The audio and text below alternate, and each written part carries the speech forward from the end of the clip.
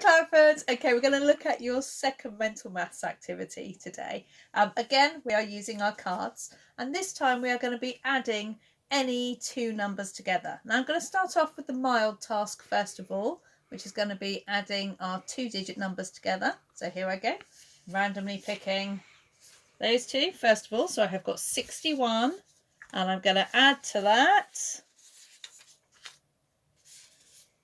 58. Okay, 61 add 58. Let's write that down on our screen. 61 add 58. So again, if you can do that in your head, that is great. You can just go for that. I'm going to show you what to do if you can't do that at the moment.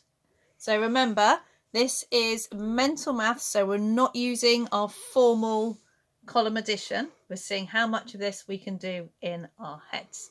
So the best way to do that is to think about adding our ones together first of all. Okay, so let's just have a little look at our ones. We have got our 8 and we have got our 1. So if we add those two together first, we know that it's going to end in a 9. And then it gets a bit trickier because now I've got to add together my 10. So I've got a 6 and I've got a 5. So our 6 and our 5 we know is 11.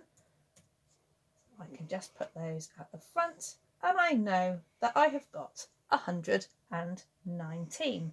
Now, it might be that you come up with a number that you can do something else with, that you can actually help yourself. So let's imagine that I have turned over 98, add 24.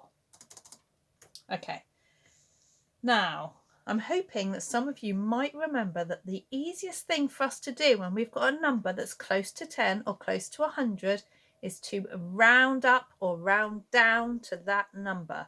So if I've got 98, it's probably easier if I just round that to 100 first of all. Because if I had 100 add 24, I can work that out really easily. And then I've just got to think about how many do I need to take away? And I know that 98 is 2 less than 100.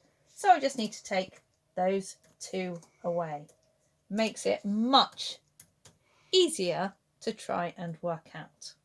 Okay, now, can anybody remember the other strategy that we used for mental maths?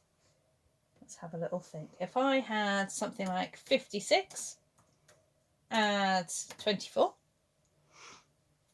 I can use, oh, not that one, sorry. I can use my number square, okay? Let's go on to my number square. Fabulous. So if my first number was 56, remember, I always put my biggest number on my number square, okay? And then I'm going to add on 24, knowing that it's always 10 more underneath and 10 less above. So here I go. So I've got 10, 20, 76, and then add on my 4. 1, 2, 3, 4. Perfect. All right. So I know that 56 add 24 is 80.